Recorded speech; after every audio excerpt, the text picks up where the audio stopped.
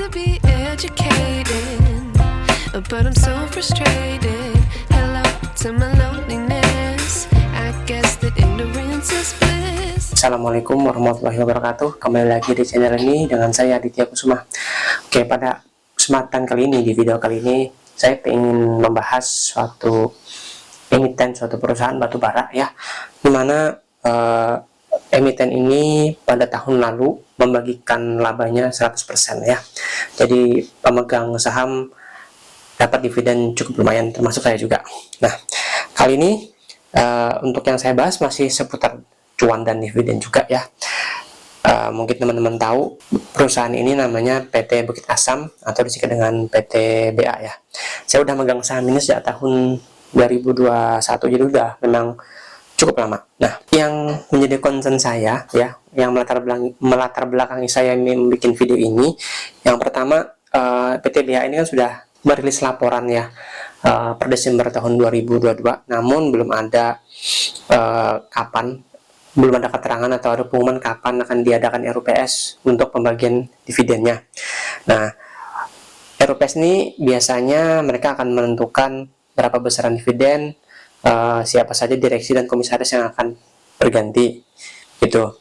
Lalu yang kedua, berkaca pada tahun lalu di mana laba tahun 2021 yang dibagikan di tahun 2022 itu 100% dikasihkan kepada pemegang saham, karena memang ada intervensi dari pemegang saham utama yaitu pemerintah ya.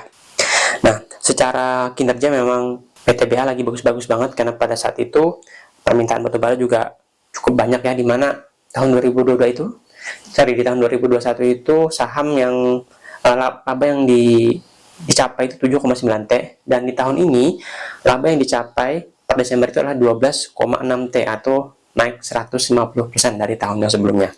Nah, namun yang tadi yang saya sampaikan adalah berita yang baik ya, tapi ini ada berita yang kurang enak juga. Nah, di tahun 2023 ini harga batubara Newcastle yang menjadi patokannya acuan harga batubara di seluruh dunia sudah turun di bawah $200. Nah, lalu bagaimana nih kita melihat potensi keuntungan yang bisa kita dapetin di tahun ini? Apakah dari kenaikan harga sahamnya ya, atau hanya sekedar dari untung dari dividen saja? Nah, karena kalau kita lihat banyak faktor eksternal ya, geopolitik istilahnya itu, terus termasuk juga perang Rusia Ukraina juga yang mempengaruhi harga komoditas batubara ini. Nah, izinkan saya untuk menganalisa sedikit ya. Seperti yang kita tahu ya, saham batubara ini sifatnya siklikal atau siklus ya. Jadi di tahun 2021-2022 ini boomingnya batubara. Ya, sekarang udah turun banget, karena memang permintaan batubara juga ada turun kan pasca Covid juga. Seperti itu, dimana juga negara-negara luar termasuk Indonesia juga Covid udah bukan menjadi pandemi lagi, tapi sudah menjadi namanya endemi ya. Kalau saya pribadi, saya menggunakan analisa value investing ya, value investing dengan menggunakan 5 rasio saja, tidak banyak menggunakan banyak rasio-rasio yang lain, tapi tetap mengacu pada fundamental ya. Artinya apa? Saya tetap mempertimbangkan fundamental perusahaan, tapi tidak terlalu mendalam, karena udah cukup di analisa value investingnya.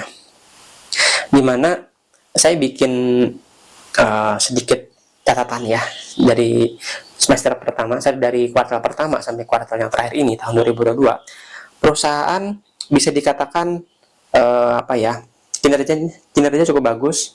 Sebagai contoh begini, rasio yang saya pakai adalah 5 ya. Yang pertama adalah PBV, price book value, yang kedua return on equity, yang ketiga earning per share, yang keempat price to earning ratio, yang kelima debt to equity ratio. Nah, saya akan langsung ambil angka di Desember 2022 ya, dimana PBV-nya 1,48, untuk ROE-nya 44% ya. Lalu untuk earning per share-nya adalah 1.109, lalu angka PER-nya itu 3,3, dan debt to equity ratio-nya 51%. Nah, artinya apa di sini? Pertama, pada saat Desember itu harga saham di 3.700. Nggak jauh-jauh beda dengan pada saat video ini dibuat ya angkanya.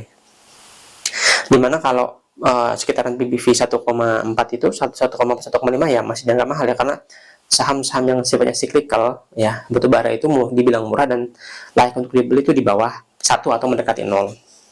Nah, Lalu yang berikutnya kita lihat per juga tinggi 3,3. Lalu selanjutnya earning per share-nya juga lumayan ya, 1100 ya. Lalu nah untuk DER-nya masih sangat terjaga ya di angka 51% ya. Oke, masih oke lah dan gitu. Nah, melihat dari tahun lalu yang sempat tembus juga sekitar 4.400 ya per lembar sahamnya ini, dimana pada saat PBV udah nyentuh 2, sekarang masih 1,4 ya. Mungkin harganya harga sahamnya mungkin nggak bakalan jauh-jauh dari tahun lalu ya, mengingat harga saham batubara Newcastle juga udah turun.